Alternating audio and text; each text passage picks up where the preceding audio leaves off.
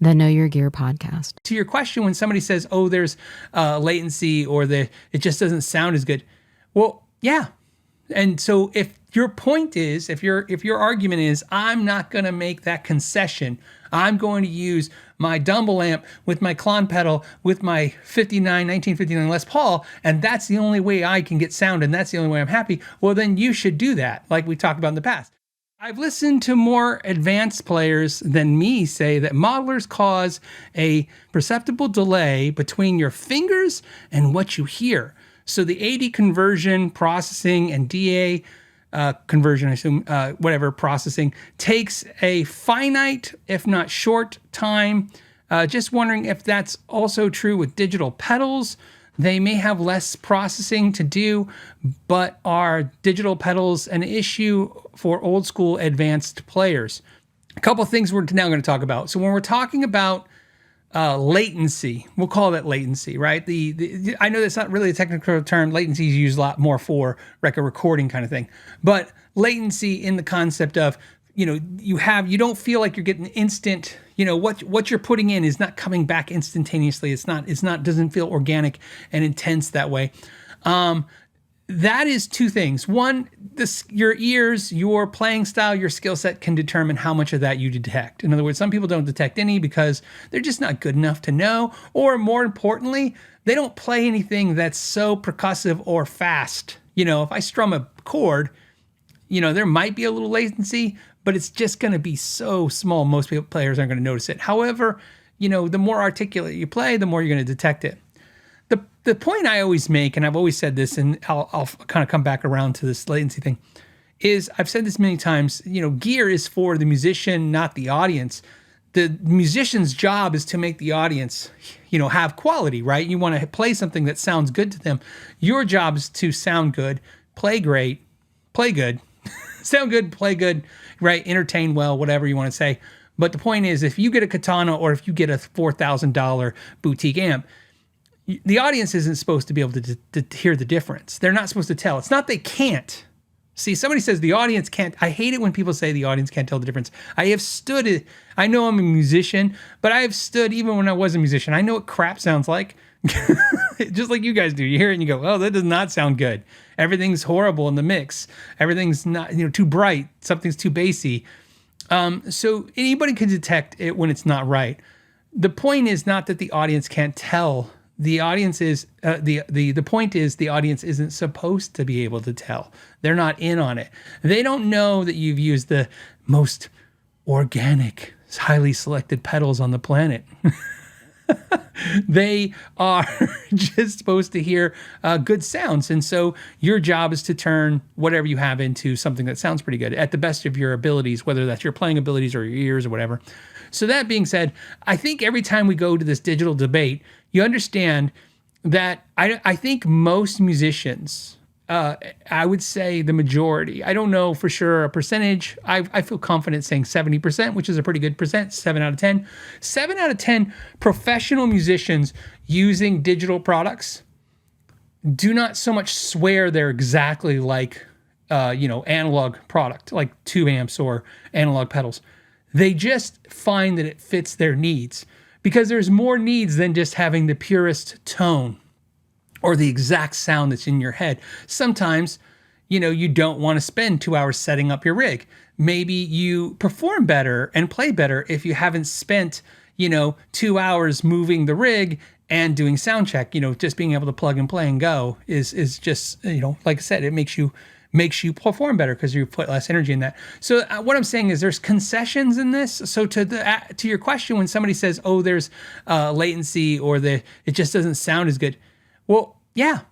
And so if your point is, if your argument is, I'm not going to make that concession, I'm going to use my Dumble amp with my Klon pedal with my 1959 Les Paul, and that's the only way I can get sound, and that's the only way I'm happy, well, then you should do that, like we talked about in the past. But if you think you could take a Epiphone through a katana and you think you can pull off the gig, well, as long as the audience doesn't think they hear crap, I guess you're fine, right? Because again, if you think you can pull it off.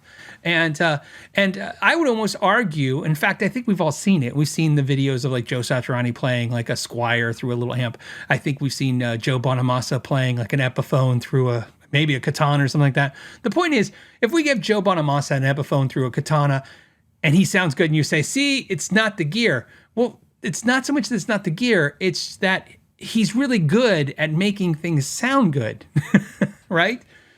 So that just proves that if he wanted to play an Epiphone through a katana, he could. He just doesn't want to. Why? Because he's got a bunch of semi-trucks and he's got roadies and they can set up his rig and he's paid a lot of money and he wants to give the audience the best show and he thinks part of the best show is to have the best sound, and that's where he lies. And he's not making concessions because he doesn't want to / doesn't have to, right? That helps as well, right? Like I said, most musicians I've talked to that using IRs instead of cabinets now, or using, like the aux box or something like that for their amps, or using digital modeling, it's a concession they made and they have a reason for it. Sometimes it is a cost equation. It's too expensive to take the real deal. And sometimes it's just a physical equation. Like they're like, it just doesn't make sense. And this isn't new. This is something that's been going on since the 80s. When I say that is not modeling, musicians have been making concessions. For instance, like a guitar player on a tour might only take his head and just use whatever cabinet the backline has because he doesn't have room in the bus, right? He's decided that everyone being able to sleep is more important than having the cabinets with them as well. So again, there's I once saw Gary Hoey perform, and they were driving in a van, and Gary Hoey had his pedal board, and he was running that through whatever backline amp he could get at a show. The bass player was running his bass through a backline amp, and the drummer was only taking his cymbals and snare. So they were using a backline drum set. So they were touring that way.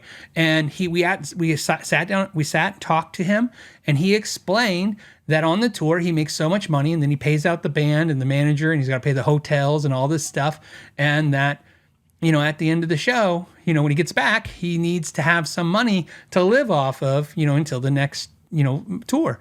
And I don't say I interviewed, but I hung out with Tony McAlpine on his tour bus. And I watched him explain the same thing about how the bus driver isn't allowed, because the bus driver was union. This is what Tony McAlpine told me. The bus driver is union. So the bus driver, by union rules, does not sleep in the bus. He has to sleep in a hotel. So they have to pay for the driver, the bus, to rent the bus. And then they have to park that bus while the band sleeps in the bus. The bus driver sleeps in a hotel room, right? It's expenses is what I'm trying to say. So, he was taking, at that time, he was taking the Gig Meisters by Hughes and Kittner, because again, looking for, it was a concession. I love the word, so I'm using it a lot tonight. Concession. He was basically like, he could take a big amp, pay for everybody, and at the end of the tour have no money. And he decided, I'm going to have money. So I think that's why musicians make the decisions they make. In fact, also, I think if I recall that the way his tour worked, is a lot of ways tours work now, is like the first band pays to be there, and then the second band gets a smaller cut. There's like a hierarchy to it. There's channels on YouTube you should check out where there's people who are in the touring industry and they talk about this stuff, and it's really interesting. And if you hear that and you see how they have to make money now and all the things they pay for, you'll see why they have a Kemper or an Axe-FX or a Quad Cortex now. And it sure is not 100% because, oh man, it sounds amazing. It sounds good. And the other thing, so this is important to talk about too, is I pulled this up in anticipation of your question, okay? Because I saw the question, so I pulled it as a topic. And I was thinking about this the other day, and when people talk about effects pedals, digital pedals, digital processors, digital stuff, and how good does it sound? Well, here's just a reference. My son was born in 1999, and in 1999, I think I told you guys this, we made my son a time capsule. He got it when he was 21 years old. We gave it to him. Time capsule sounds fancy. It was a Tucker tote, if you know the brand Tucker tote, like a Rubbermaid thing. We filled it up with all kinds of stuff, that happened in 1999, and some interesting things from his childhood and stuff.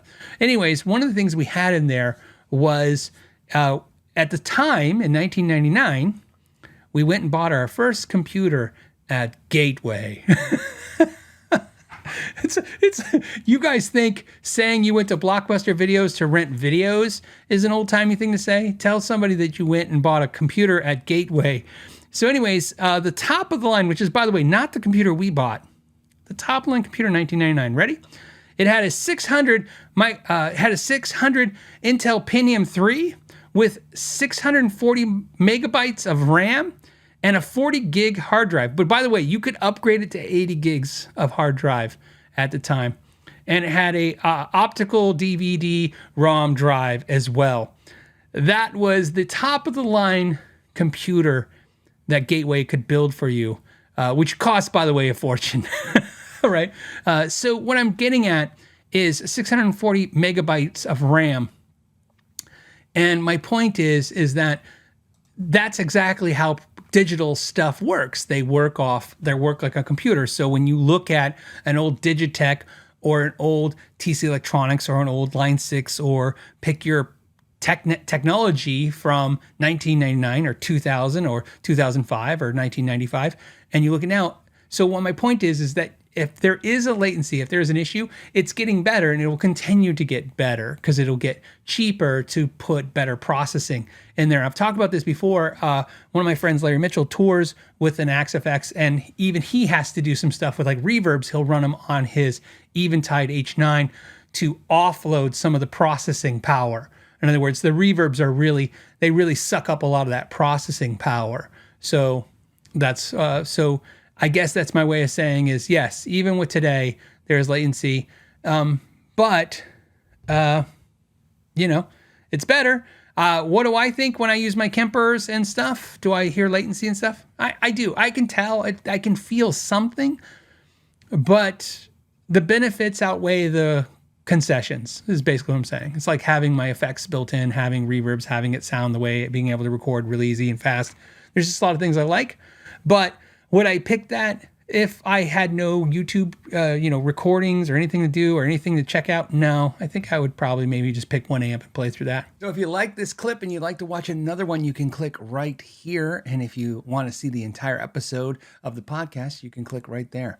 As always, thank you for your time and know your gear.